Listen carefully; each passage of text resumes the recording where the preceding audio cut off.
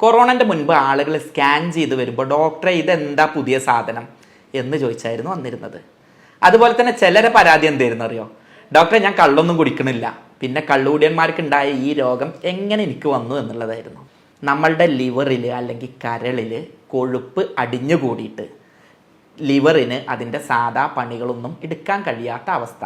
ഇത്തരത്തിൽ കൊഴുപ്പടിയുന്ന രോഗത്തിനെയാണ് fatty liver എന്ന് പറയുന്നത്.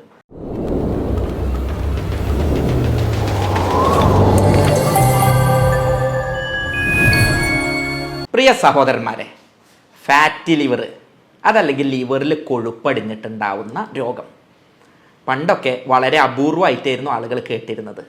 ഇതുമായി ബന്ധപ്പെട്ട എൻ്റെ കുറച്ച് അനുഭവങ്ങൾ പറഞ്ഞുതരാം. കൊറോണൻ്റെ മുൻപ് ആളുകൾ സ്കാൻ ചെയ്ത് വരുമ്പോൾ ഡോക്ടറെ ഇതെന്താ പുതിയ സാധനം എന്ന് ചോദിച്ചായിരുന്നു വന്നിരുന്നത്. അതുപോലെ തന്നെ ചിലരെ പരാതി എന്തായിരുന്നു അറിയോ? ഡോക്ടറെ ഞാൻ കള്ളൊന്നും കുടിക്കണില്ല, പിന്നെ കള്ളുകൂടിയന്മാർക്കുണ്ടായ ഈ രോഗം എങ്ങനെ എനിക്ക് വന്നു എന്നുള്ളതായിരുന്നു. എന്നാൽ കൊറോണ കഴിഞ്ഞതിന് ശേഷം ഞാൻ എൻ്റെ ഒരു എക്സ്പീരിയൻസിൽ പറയുന്നത്, ആളുകൾക്ക് ഫാറ്റി ലിവർ എന്താണെന്നുള്ളത് അറിയാം. പലരും ഇത് ഫാറ്റി ലിവർ ആണോ എന്ന് ഇങ്ങോട്ട് ചോദിക്കാറുണ്ട്. മുൻപ് അങ്ങനത്തെ ഒരു സാഹചര്യം ആയിരുന്നില്ല, അത്രയും വ്യാപിച്ചിട്ടുണ്ട്. എന്ന് മാത്രമല്ല, ചെറിയ കുട്ടികളിൽ പോലും ഫാറ്റി ലിവർ കണ്ടുവരുന്നുണ്ട്. ഈ സാഹചര്യത്തിൽ ഫാറ്റി ലിവർ എന്ന് പറഞ്ഞുകൊണ്ട് തന്നെ ഞാൻ കുറേ വീഡിയോ ചെയ്തു. അതിൻ്റെ താഴെ വന്ന കുറേ കമൻറ്റുകൾ ഉണ്ടായിരുന്നു കേട്ടോ. ഇതൊക്കെ ഡോക്ടർമാർ പറഞ്ഞ് പേടിപ്പിക്കുകയാണ്, ഇത് ഇത്ര രോഗമൊന്നുമില്ല എന്ന് പറഞ്ഞിട്ട്. ഇനി അതിന് തിരിച്ചൊരു വെർഷനുണ്ട്. ചെറിയ ഒരു സാധനം വരുമ്പോഴത്തേന് അയ്യോ ഇത് ഇങ്ങനെയാണോ എന്ന് പറഞ്ഞ് പേടിച്ചവരുണ്ടായിരുന്നു. അപ്പോൾ ഇതിൻ്റെയും രണ്ടിൻ്റെയും ഇടയിലുള്ള ഒരു സംഗതിയാണ് ഇന്ന് നിങ്ങളുമായിട്ട് കമ്മ്യൂണിക്കേറ്റ് ചെയ്യുന്നത്. ഞാൻ doctor Basil Yusuf, doctor Basil's homeo hospital, Pandikkad, Malappuram ജില്ല. സാധാരണക്കാരന് മനസ്സിലാവുന്ന ഭാഷയിൽ ഫാറ്റി ലിവർ എന്നുള്ളത് ഒറ്റ വാക്കിൽ ഇങ്ങനെ പറയാം: നമ്മളുടെ ലിവറിൽ അല്ലെങ്കിൽ കരളിൽ കൊഴുപ്പ് അടിഞ്ഞുകൂടിയിട്ട് ലിവറിന് അതിൻ്റെ സാധാ പണികളൊന്നും എടുക്കാൻ കഴിയാത്ത അവസ്ഥ. നമ്മൾ ജസ്റ്റ് നമ്മളുടെ നാവിൻ്റെ കാര്യം ആലോചിച്ച് നോക്കുക. നാവിൽ കുറച്ച് കൊഴുപ്പ് അല്ലെങ്കിൽ കുറച്ച് മെഴുകായി എന്ന് കരുതുക. എന്നാൽ നാവിൻ്റെ പണിയായിട്ടുള്ള രുചി അറിയുക എന്നുള്ളത് നാവ് കൊണ്ട് സാധിക്കുമോ? ഇല്ല.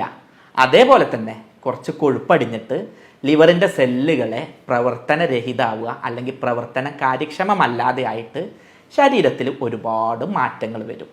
ഇത്തരത്തിൽ കൊഴുപ്പടിയുന്ന രോഗത്തിനെയാണ് ഫാറ്റി ലിവർ എന്ന് പറയുന്നത്. ഇനി ഇത് കുറച്ച് കൊഴുപ്പടിയുമ്പോഴേക്കൊന്നും ഇങ്ങനെ ഫാറ്റി ലിവർ ആവില്ല. നമ്മൾ കഴിച്ച ഭക്ഷണത്തിൽ ഒരു 5% വരെ കഴിഞ്ഞു കൂടിയാലൊന്നും കുഴപ്പമില്ല. പക്ഷേ 5 മുതൽ ഒരു 12% ആവുന്നതിനെയാണ് നമ്മൾ ഫാറ്റി ലിവർ ഗ്രേഡ് 1, 2, 3 എന്നൊക്കെ പറഞ്ഞിട്ട് ഓരോന്നാക്കിയിട്ട് തിരിക്കുന്നത്. നമ്മളൊരു ഭക്ഷണം കഴിക്കുകയാണെങ്കിൽ എന്തിനാണ് നമ്മൾ ഭക്ഷണം കഴിക്കുന്നത്? നമുക്ക് എനർജി കിട്ടാൻ, നമ്മൾക്ക് ജോലി ചെയ്യാൻ, നമുക്ക് ചിന്തിക്കാൻ, നമുക്ക് പ്രവർത്തിക്കാൻ.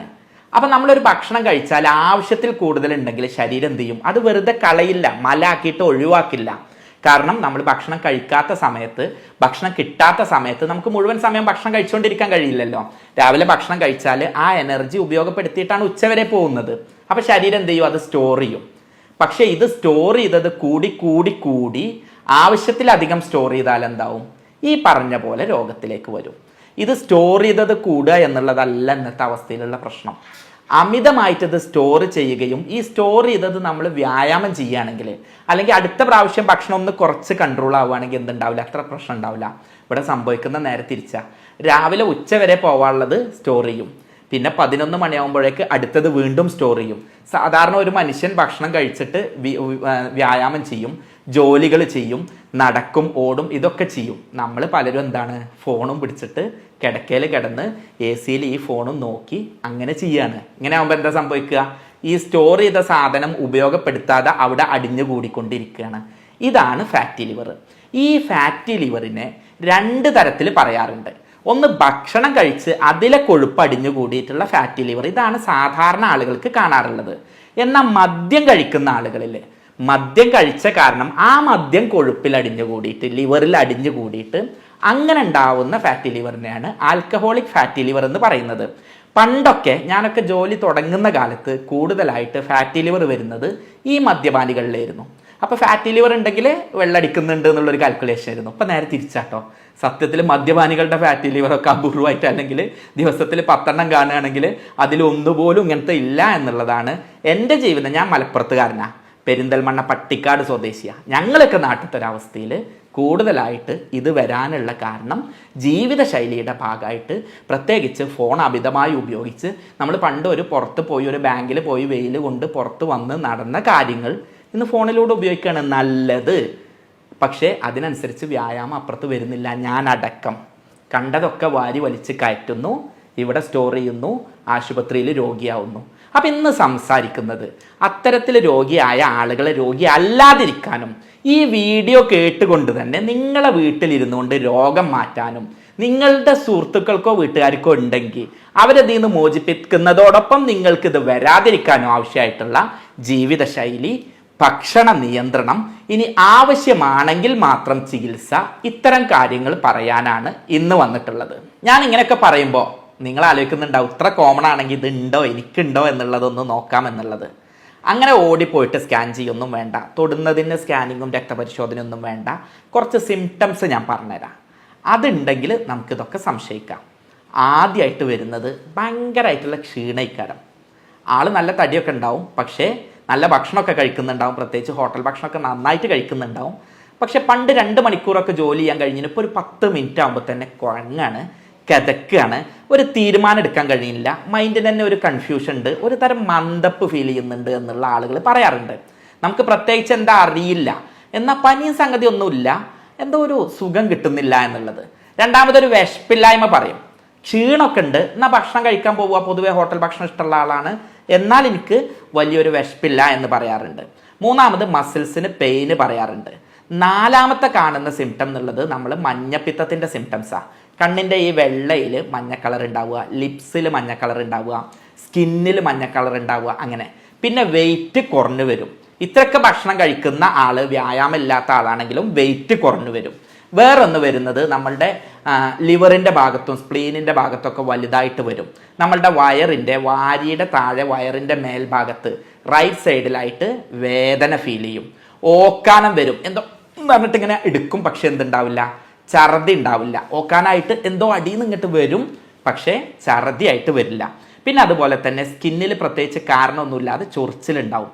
പലർക്കും കക്ഷത്തിൽ അതുപോലെ തന്നെ കഴുത്തിലൊക്കെ ഒരു സർക്കിളായിട്ടുള്ള സ്കിന്നിലുള്ള കംപ്ലൈൻറ്റുകൾ വരും. അതുപോലെ തന്നെ തീരുമാനം എടുക്കാനുള്ള പ്രയാസം, ഉറക്കത്തിൻ്റെ പ്രയാസം, ഒരു ഉന്മേഷക്കുറവ്, ഇത്തരം സംഗതികളാണ് കൂടുതലായിട്ട് ഈ രോഗത്തിൽ ലക്ഷണമായിട്ട് കാണാറുള്ളത്. നമ്മൾ ഓരോ വീഡിയോ ചെയ്യുന്നതും ആരും പേടിപ്പിക്കാനോ ആളുകളെ ആശുപത്രിക്ക് വരുത്താനോ അല്ല, എല്ലാവർക്കും ധൈര്യം തരാനും ഒരാളെയും ആശുപത്രിക്ക് വരാത്ത രൂപത്തിലാക്കാനുമാണ്. അതുകൊണ്ട് തന്നെ ആർക്കാണിത് കൂടുതൽ വരാൻ സാധ്യത എന്നും എന്താണിത് വരാനുള്ള കാരണം എന്നും പറഞ്ഞുതരാം. അപ്പോൾ അതുള്ളവർക്ക് അതിൽ നിന്ന് മാറി നിൽക്കാനും അതെങ്ങാനും ചെയ്തുകൊണ്ടിരിക്കുന്നവർക്ക് അതുണ്ടോ എന്ന് നോക്കാനും ഇതിൻ്റെ തുടക്ക ലക്ഷണങ്ങൾ കണ്ടവർക്ക് അതിൽ നിന്നൊക്കെ വിട്ടു നിൽക്കാനും ഏറെ സഹായകരാകും. ഞാൻ നേരത്തെ പറഞ്ഞു, നമ്മൾ അമിതമായി ഭക്ഷണം കഴിച്ച് അത് കൊഴുപ്പ് അടിയുന്നവർക്കാണ് ഇത് വരുന്നത് എന്നുള്ളത്. അപ്പം അതുപോലെ ഭക്ഷണത്തിൽ ശ്രദ്ധയില്ലാത്ത ആളുകൾക്ക്, അമിതമായി വാരി വലിച്ച് ഭക്ഷണം കഴിക്കുന്നവർക്ക്, ഹോട്ടൽ ഭക്ഷണം വിശിഷ്യ ഫാസ്റ്റ് ഫുഡ്, ജങ്ക് ഫുഡ്, കോളകൾ, റെഡ് മീറ്റ് അതായത് ഇറച്ചി, നമ്മളെ ബീഫ്, പോർക്ക്, ചെമ്മീൻ, ഞണ്ട് ഇത്യാദി സാധനങ്ങൾ വാരി വലിച്ച് കഴിക്കുന്നവർക്ക്, അതുപോലെ തന്നെ ഫ്രോസൺ മീറ്റ്, നമ്മളൊക്കെ നാട്ടിൽ കോഴി ഇറച്ചി നേരെ അറുത്തിട്ട് കൊണ്ടുവന്ന് കഴിക്കുകയാണ്. ഫ്രീസറിലിട്ട് പ്രിസർവേറ്റീവ് ഒക്കെ ചേർത്തിട്ടുള്ള മാംസാഹാരം കൂടുതൽ കഴിക്കുന്നവർക്ക്, എണ്ണമെഴുക്കുള്ള ഭക്ഷണം കൂടുതൽ കഴിക്കുന്നവർക്ക്, കൂടുതൽ കൊഴുപ്പടങ്ങിയിട്ടുള്ള ഭക്ഷണം കഴിക്കുന്നവർക്ക്, ടിന്നിൽ അടച്ചു വെച്ചിട്ടുള്ള ഭക്ഷണങ്ങൾ കഴിക്കുന്നവർക്ക്, അതുപോലെ സ്വാദൂറിയ ഭക്ഷണമാവാൻ സ്വാദ് കയറ്റാൻ വേണ്ടിയിട്ട് കളറ്, അതുപോലെ തന്നെ അതിലേക്ക് അത്തരം സംഗതികൾ കൂടുതൽ കഴിക്കുന്നവർക്ക്, പഞ്ചസാര കൂടുതലായിട്ട് ഉപയോഗിക്കുന്നവർക്ക്, അരി ഭക്ഷണം കൂടുതലായിട്ട് ഉപയോഗിക്കുന്നവർക്ക് എല്ലാമാണ് ഭക്ഷണത്തിലൂടെ ഇത് വരാനുള്ള സാധ്യത. അരി ഭക്ഷണത്തിൻ്റെ പ്രത്യേകത എന്താ പറഞ്ഞാൽ, നമ്മളുടെ എണ്ണക്കൊഴുപ്പിലൊന്നും ഉള്ളത് അത്ര തന്നെ കൊഴുപ്പ് ആസച്ച് അരി ഭക്ഷണത്തിലില്ല. പക്ഷെ നമ്മൾ കഴിക്കുന്ന അരി ഭക്ഷണം നമ്മളുടെ ലിവറിൽ ചെന്നിട്ട് കൊഴുപ്പായിട്ട് മാറും. അങ്ങനെ കൊഴുപ്പായിട്ട് സംഭരിക്കുന്നത് കൊണ്ടാണ് മലയാളികൾക്ക് വിശിഷ്യ പോളിഷ്ഡ് ആയിട്ടുള്ള, നമ്മൾ ഈ വെള്ള കളറിലുള്ള അരി കഴിക്കുന്ന, തവിടില്ലാതെ പോളിഷ് ചെയ്ത അരി കഴിക്കുന്ന, 2 നേരം അല്ലെങ്കിൽ 4 നേരം അരി കഴിക്കുന്ന മലയാളികളായ നമ്മൾക്ക് കള്ള് കുടിച്ചിട്ടില്ലെങ്കിലും ഈ രോഗം ഉണ്ടാവുന്നത്. അതുകൊണ്ട് അരി ഭക്ഷണത്തിൻ്റെ ഉപയോഗം കൂടുതലുള്ളവർക്ക് ഇത് വരാനുള്ള സാധ്യത ഉണ്ട്. പിന്നെ മദ്യം ഞാൻ നേരത്തെ പറഞ്ഞു, എല്ലാ തരത്തിലുള്ള മദ്യവും സ്മോക്കിങ്ങും ലഹരിയും ഒഴിവാക്കുക. അത്തരം ആളുകളിൽ ഇത് വരാനുള്ള സാധ്യത ഉണ്ട്. പിന്നെ ഡയബറ്റീസ് ഉള്ളവർക്ക്, മഞ്ഞപ്പിത്ത രോഗമുള്ളവർക്കൊക്കെ ഇത് വരാനുള്ള സാധ്യത ഉള്ളവരുണ്ട്. ആ കാര്യങ്ങൾ നിയന്ത്രിച്ച് കൊണ്ടുപോവുക. അമിതവണ്ണമുള്ളവർക്ക്, അതുപോലെ തന്നെ വയറിൽ കൊഴുപ്പടിഞ്ഞ് കുടവയറുള്ളവർക്ക് ഇത് കൂടുതലായിട്ട് കാണാൻ സാധ്യത ഉണ്ട്. സാധാരണയായിട്ട് ഇത് കൗമാരം കഴിഞ്ഞിട്ടുള്ള യുവാക്കളിലും വയസ്സായ ആളുകളിലുമാണ് കാണുന്നത്.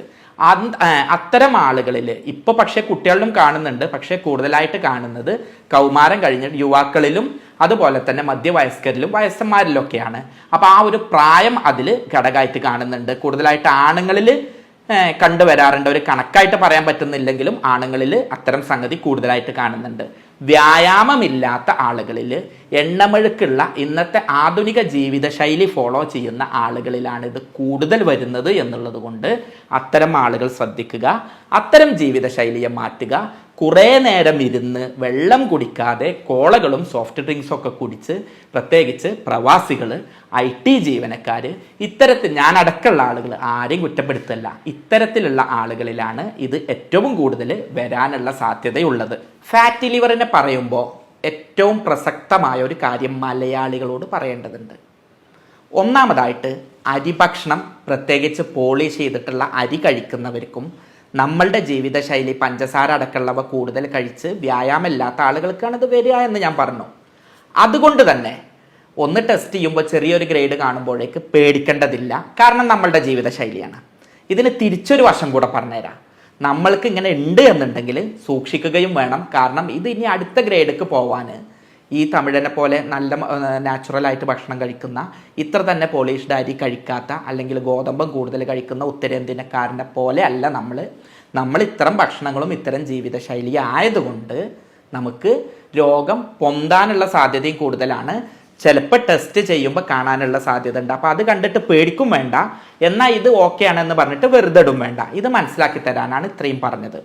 അപ്പോൾ നമ്മൾ ഇത് ഉണ്ടോ ഇല്ലേ എന്നുള്ളത് എങ്ങനെ അറിയാന്നുള്ളതാണ്. പണ്ടൊക്കെ ഞാൻ പറഞ്ഞല്ലോ, സ്കാൻ ചെയ്യുമ്പോൾ വേറെ എന്തെങ്കിലും സാധനത്തിന് സ്കാൻ ചെയ്യുമ്പോഴായിരിക്കും അവർ ഫാറ്റി ലിവറും കൊണ്ടുവരാറുള്ളത്. ഇപ്പം കൂടുതലായിട്ട് ആളുകൾ അവെയർ ആയതുകൊണ്ട് അവരെന്നെ ചോദിക്കാറുണ്ട്, ഡോക്ടറെ ഫാറ്റി ലിവർ നമുക്കൊന്ന് ടെസ്റ്റ് ചെയ്ത് നോക്കുക എന്നുള്ളത്. അപ്പം അതിന് വേണ്ടിയിട്ട് ആദ്യമേ സ്കാനിങ് പോകണം എന്നൊന്നുമില്ല. കുറേ നമ്മളുടെ ജീവിതശൈലി ഒരു ഡോക്ടർ ഒന്ന് ഫിസിക്കൽ എക്സാമിനേഷൻ, ശാരീരികമായിട്ടുള്ള അവൻ്റെ ശാരീരിക സംഗതികൾ കണ്ടാൽ ഞാൻ ഈ പറഞ്ഞിട്ടുള്ള സിംറ്റംസ് ഉണ്ടോ, മഞ്ഞ കളർ ഉണ്ടോ, വയറിൻ്റെ അവിടെ വേദന ഉണ്ടോ, ഈ സിംറ്റംസ് ഉണ്ടോ എന്നൊക്കെ ഒരു ഡോക്ടർ നോക്കിയാൽ അറിയാൻ കഴിയും. ഇനി രണ്ടാമത്തത്, ആവശ്യമുണ്ടെങ്കിൽ ബ്ലഡ് ടെസ്റ്റ് ചെയ്യുക. അതിൽ തന്നെ ലിവർ ഫങ്ഷൻ ടെസ്റ്റ് എന്ന് പറഞ്ഞിട്ടുള്ള ടെസ്റ്റാണ് നോക്കുക. അതിൽ SGPT, SGOT ഒക്കെ നോർമലാണോ അതോ അത് 40ൻ്റെ മേലെയൊക്കെ ഉണ്ടോ എന്നുള്ളത് നോക്കിയിട്ട് നമ്മളുടെ ലിവറിൻ്റെ ഫങ്ഷന് ടെസ്റ്റ് ചെയ്തുകൊണ്ട് നമുക്ക് അതറിയാൻ പറ്റും. പിന്നെ അതുപോലെ തന്നെ നമ്മളുടെ സാധാ സ്കാനിങ്, CT സ്കാന്, അതുപോലെ തന്നെ MRI, അതുപോലെ തന്നെ ഫൈബ്രോ സ്കാന് പോലുള്ള പുതിയ മെത്തേഡുകളുണ്ട്. ഈ ഫൈബ്രോ സ്കാനിലൊക്കെ ചെയ്യുന്നത് എങ്ങനെയാണെന്നാൽ നമ്മളുടെ ലിവറിൻ്റെ സ്റ്റിഫ്നെസ് എത്ര ഉണ്ട് എന്ന് ചെക്ക് ചെയ്ത് നോക്കും. അപ്പോൾ സെല്ലുകൾക്ക് പ്രവർത്തനക്ഷമമാണോ, അല്ലെങ്കിൽ വേറെ ഏതെങ്കിലും സ്റ്റേജിലേക്ക് അത് മാറിയിട്ടുണ്ടോ, അതല്ലെങ്കിൽ എത്രാമത്തെ സ്റ്റേജിലാണ് എന്നൊക്കെ കൃത്യമായിട്ട് അറിയാൻ പറ്റുന്ന ടെസ്റ്റുകളാണ് ഇത്. ഇതൊന്നും ആദ്യ സ്റ്റേജിൽ തന്നെ ഓടിപ്പോയിട്ട് ചെയ്ത് നോക്കൊന്നും വേണ്ട. അതുപോലെ തന്നെ MRI ഉപയോഗിച്ചിട്ടും നമുക്കിത് അറിയാൻ പറ്റും. പിന്നെ ക്യാൻസർ ഉണ്ടോ എന്നൊക്കെ അറിയാൻ വേണ്ടിയിട്ട് ലിവറിൻ്റെ ബയോപ്സിയും ചെയ്യാറുണ്ട്. ഇത്തരത്തിൽ ബയോപ്സി, അതുപോലെ തന്നെ ഇമേജിംഗ് ടെക്നിക്കുകൾ, രക്തപരിശോധന ഒക്കെയാണ് ഇത് ഉണ്ടോ ഇല്ലയോ എന്നറിയാൻ. ഇനി നിങ്ങൾ പലരും ടെസ്റ്റ് ചെയ്തിട്ട് കണ്ടിട്ടുണ്ടാവും ഗ്രേഡ് 1, ഗ്രേഡ് 2, ഗ്രേഡ് 3 എന്നുള്ളത്. അതുപോലെ തന്നെ പലരും ചോദിക്കുന്ന ഒന്നാണ്, ഡോക്ടർ ഇത് സിറോസിസ് ആവുമോ, ഇത് ക്യാൻസർ ആവുമോ, ചോര തുപ്പിയിട്ട് ഛർദ്ദിച്ച് മരണപ്പെട്ടിരുന്നു പണ്ടൊരാൾ, അതുപോലെ ആവുമോ എന്നൊക്കെ. അത്തരക്കാരെ ആളുകളോട് പറയുന്നത് 5% ഫാറ്റ് നോർമലാണ്. 5 മുതൽ 8% വരെ ഫാറ്റ് ലിവറിൽ അടിയുമ്പോഴാണ് അത് ഫസ്റ്റ് ഗ്രേഡ് ആവുന്നത്. 8 മുതൽ 10 ആവുന്നതാണ് സെക്കൻഡ് ഗ്രേഡ്. 10 to 12 വരുന്നതാണ് തേർഡ് സ്റ്റേജ്. അപ്പം നമ്മൾ ഓരോ സ്റ്റേജിലും താഴേക്ക് കൊണ്ടുവരാൻ നോക്കുക. ഓരോ സ്കാനിൽ ഈ കാര്യങ്ങൾ ചെയ്തിട്ട് ഇത് 12ൻ്റെ മേലെ പോകുമ്പോഴാണ് ഇതിൻ്റെ കാര്യമായ ലിവറിൻ്റെ ഫങ്ഷനെ ബാധിക്കുന്നത്. അപ്പോഴാണ് സെറോസിസ്, സ്റ്റിനോസിസ് ഒക്കെ പോലുള്ള മറ്റ് ഘടകങ്ങളിലേക്കും മറ്റ് രോഗങ്ങളിലേക്കൊക്കെ പോകുന്നത്. അപ്പോൾ ഇത് തേർഡ് സ്റ്റേജിലാണെങ്കിലും മനസ്സിലാക്കുക, ഫോർത്തിലേക്ക് പോകാനും സാധ്യത ഉണ്ട്, കുറയാനും സാധ്യത ഉണ്ട്. ഇത് പേടിച്ച് ബേജാറാവേണ്ട ഒരു സംഗതിയല്ല. നന്നായിട്ട് ശ്രദ്ധിച്ചാൽ തേർഡിൽ നിന്ന് സെക്കൻഡിലേക്കും 1ലേക്കും 0യിലൊക്കെ ഇത് ഈസി ആയിട്ട് വരുത്താൻ പറ്റും. അപ്പം അതുകൊണ്ട് ഓരോ സ്റ്റേജും പറഞ്ഞു തരുന്നത് 3 എന്നുള്ളവന് 4ലേക്ക് പേടിപ്പിക്കാനല്ല, 2ലേക്ക് വരുത്തണം എന്ന് ഓർമ്മിപ്പിക്കാനാണ്. ഇനി ഞാൻ തുടക്കത്തിൽ പറഞ്ഞൊരു കഥയിലേക്ക് വരാട്ടോ. ഞാൻ ഒരുപാട് ഞാൻ കഴിവതും വീഡിയോ ചെയ്യുന്നത് ആളുകൾ രോഗിയാവരുത് എന്ന് പറഞ്ഞിട്ടാ. അപ്പം കഴിഞ്ഞ പ്രാവശ്യം ഫാറ്റി ലിവറിൻ്റെ ഒരു വീഡിയോ ഇട്ടപ്പോൾ അതിൻ്റെ താഴെ ഒരാൾ നിരന്തരമായിട്ട് കമൻ്റ് ഇട്ടിരുന്നു, ഇത് വേറെ പണിയൊന്നും ഇല്ലാതിരിക്കല്ലേ, അതുകൊണ്ടല്ലേ പറയുന്നത്, നിങ്ങൾക്കൊന്നും ഒരു പണി ഇല്ലാത്തതുകൊണ്ടല്ലേ ഇത് വരുന്നത് എന്നുള്ളത്. അപ്പോൾ ഞാൻ ആ സഹോദരനെ വിളിച്ചു, എന്നിട്ട് പറഞ്ഞു, ഓക്കെ, നിങ്ങൾ പറഞ്ഞ വിമർശനങ്ങളൊക്കെ ഉൾക്കൊള്ളുന്നു, ഇതൊരു പണിയില്ലായിട്ട് ചെയ്യുന്നതല്ല, നമ്മളൊക്കെ പഠിച്ചതുകൊണ്ട് ആളുകൾക്ക് ഗുണം കിട്ടണം, അതിനു വേണ്ടി കാട്ടുന്നതാണ്. ഞങ്ങൾ ഈ പഠിച്ചതൊക്കെ പഠിച്ചു വെച്ചിട്ട് ഫീസും വാങ്ങി ചെയ്യുന്നതിലേറെ നല്ലത് നിങ്ങളൊക്കെ ആശുപത്രിയിലേക്ക് വരാതിരിക്കാൻ വേണ്ടിയിട്ട് നിങ്ങൾക്ക് മനസ്സിലാക്കി തന്ന് ഒരാളെങ്കിലും ആശുപത്രിക്ക് വരുത്താതിരുന്നാൽ ഞാൻ പഠിച്ചതുകൊണ്ട് ഗുണം ഉണ്ടായി എന്ന് വിശ്വസിക്കുന്ന ആളാണ്, അതുകൊണ്ടാണ് ഇത് പറഞ്ഞത് എന്ന് പറഞ്ഞു. അങ്ങനെ അവനായിട്ട് പരിചയപ്പെട്ടു. അവൻ ആദ്യമൊന്നും ഉൾക്കൊണ്ടിരുന്നില്ല കേട്ടോ. പിന്നെ ഞങ്ങൾ നല്ല സുഹൃത്തുക്കളായി, ഞങ്ങൾ നേരിട്ട് കണ്ടു, വ്യായാമം ചെയ്തു. അപ്പോൾ അവൾ ഗൾഫിലേക്ക് പോയി. അപ്പോൾ ആ ഒരു സാഹചര്യത്തിൽ കൂടുതൽ കാര്യങ്ങൾ ശ്രദ്ധിച്ച് അവൻ്റെ ഏറ്റവും വലിയൊരു സന്തോഷം അവന് മാറ്റിയെടുക്കാൻ ഇപ്പോൾ ഫസ്റ്റ് സ്റ്റേജിലാണുള്ളത്. സ്റ്റേജ് താഴേക്ക് വന്നു. അവൻ ഏറ്റവും നല്ലൊരു വിമർശകനായിരുന്നു, പക്ഷെ ഇപ്പോൾ നല്ല സുഹൃത്തായിട്ട് മാറി. അവന് കാര്യങ്ങൾ പറഞ്ഞ് മനസ്സിലാക്കി കൊടുക്കാൻ പറ്റി. അപ്പോൾ അതുപോലെ നിങ്ങളിലും ഉണ്ടാവട്ടെ എന്ന് കരുതിയിട്ടാണ് പറയുന്നത്. ഞാൻ ഇത്രയും എക്സ്പ്ലെയിൻ ചെയ്തപ്പോൾ നിങ്ങൾക്ക് മനസ്സിലായിട്ടുണ്ടാവും, ഇത് പ്യൂർലി ജീവിതശൈലി രോഗം. ജീവിതശൈലിയിലുള്ള ശ്രദ്ധ ഉണ്ടായാൽ ഇതിനെ നമുക്ക് റിവേഴ്സ് ചെയ്യാൻ പറ്റും. അപ്പോൾ ആദ്യം വേണ്ടത് എന്താണെന്ന് പറഞ്ഞാൽ വ്യായാമം ചെയ്യുക. ദിവസവും 30 മുതൽ 45 മിനിറ്റ് വരെ വ്യായാമം ചെയ്യുക. ചടഞ്ഞു കൂടി ഇരുന്ന് കുറേ നേരം ഇരുന്ന് പിന്നെ കുറേ വ്യായാമം ചെയ്യുന്നതിന് പകരം ഓരോ 20-30 മിനിറ്റൊക്കെ ആകുമ്പോൾ ഒന്ന് നീച്ചു പോയിട്ട് കാര്യങ്ങൾ ചെയ്താൽ കുറച്ചും കൂടെ എളുപ്പമാവും. പ്രവാസി സഹോദരന്മാരോട്, അതേപോലെ തന്നെ IT ഫീൽഡിൽ ജോലി ചെയ്യുന്നവരോട്, ബാങ്ക് മാനേജർമാരോട്, ഇവരോടൊക്കെയാണ് ഇത് പ്രത്യേകമായിട്ട് ഓർമ്മപ്പെടുത്താനുള്ളത്. ഇടയിലൊന്ന് എണീക്കുക, ഇടയിലൊന്ന് നടന്നു പോവുക. രണ്ടാമത് വെയിറ്റ് കുറയ്ക്കുക. വെയിറ്റ് കഴിയുന്ന ഏതെല്ലാം മെത്തേഡിൽ നിങ്ങൾക്ക് കുറയ്ക്കാൻ കഴിയുമോ അത് കുറയ്ക്കുക.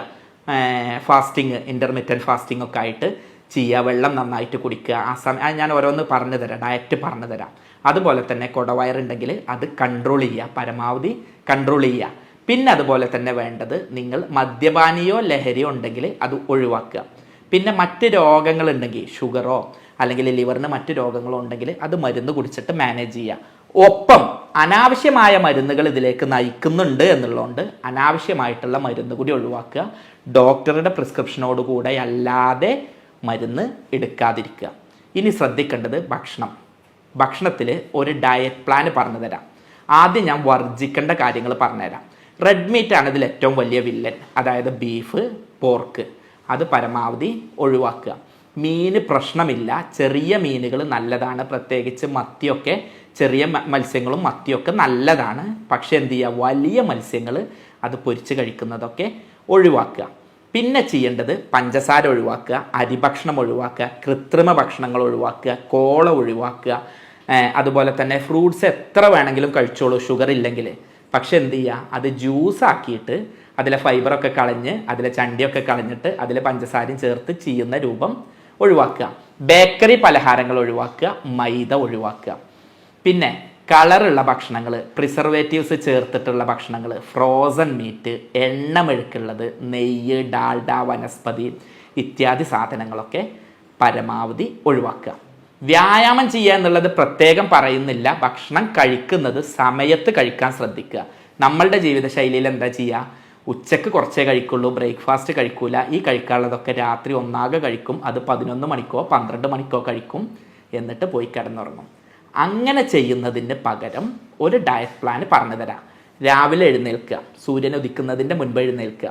ഈ പറയുന്നത് എനിക്കും കൂടെ വേണ്ടിയിട്ടാട്ടോ. ഞാനും പലപ്പോഴും ഇതിൽ അശ്രദ്ധനാവാറുണ്ട്. ജീവിതശൈലിയുണ്ട്, ജീവിതത്തിൻ്റെ ഓട്ടപ്പാച്ചിലിൻ്റെ ഇടയിൽ ഞാൻ അടക്കം തെറ്റ് പറ്റാറുണ്ട്. അതുകൊണ്ട് തന്നെയാണ് ഇങ്ങനെ പറയുന്നത്. അപ്പം ആദ്യം വരുന്നത്, രാവിലെ എഴുന്നേറ്റ് ഉടനെ 2 ഗ്ലാസ് വെള്ളം കുടിക്കുക. ഈ കാപ്പി കുടിക്കുന്ന പരിപാടി, ചായ കുടിക്കുന്ന, പഞ്ചസാര കുത്തി കലക്കുന്ന പരിപാടി ഒഴിവാക്കിയിട്ട് 2 ഗ്ലാസ് വെള്ളം കുടിക്കുക. എന്നിട്ട് ഒരു പ്രഭാത സവാരിക്ക് പോവുക. പ്രാഥമിക കാര്യങ്ങളൊക്കെ കഴിച്ചതിന് ശേഷം ഒരു 7-7:30 ആകുമ്പോഴേക്ക് ഭക്ഷണം കഴിച്ചു എന്ന് ഉറപ്പ് വരുത്തുക. ഒരു കാരണവശാലും ബ്രേക്ക്ഫാസ്റ്റ് ബഗ് ചെയ്യരുത്.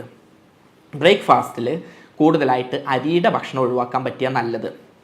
നമ്മളെന്താ ചെയ്യുക, പുട്ട്, അതുപോലെ തന്നെ തലേന്നത്തെ ചോറ് ബാക്കിയുണ്ടെങ്കിൽ അതായിട്ടുള്ള സംഗതികൾ ചെയ്യുന്നതിന് പകരം ഗോതമ്പ് കൊണ്ടുള്ളത്, രായി കൊണ്ടുള്ളത് കൂടുതലായിട്ട് ഉപയോഗിക്കുക. അതാണ് ഏറ്റവും നല്ലത്. അതിൻ്റെ കൂടെ നട്ട്സ് നിങ്ങൾക്ക് കഴിയെങ്കിൽ, അതിൻ്റെ കൂടെ ഫ്രൂട്ട്സ് കഴിയെങ്കിൽ നല്ലത്.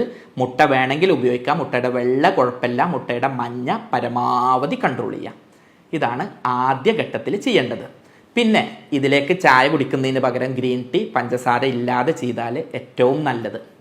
ഇനി നമ്മൾ 11 മണിയാവുമ്പോൾ നമുക്ക് കഴിയുമെങ്കിൽ നട്ട്സ് ഉപയോഗിക്കുക. ഇതെല്ലാവർക്കും കഴിഞ്ഞോളണമെന്നില്ല.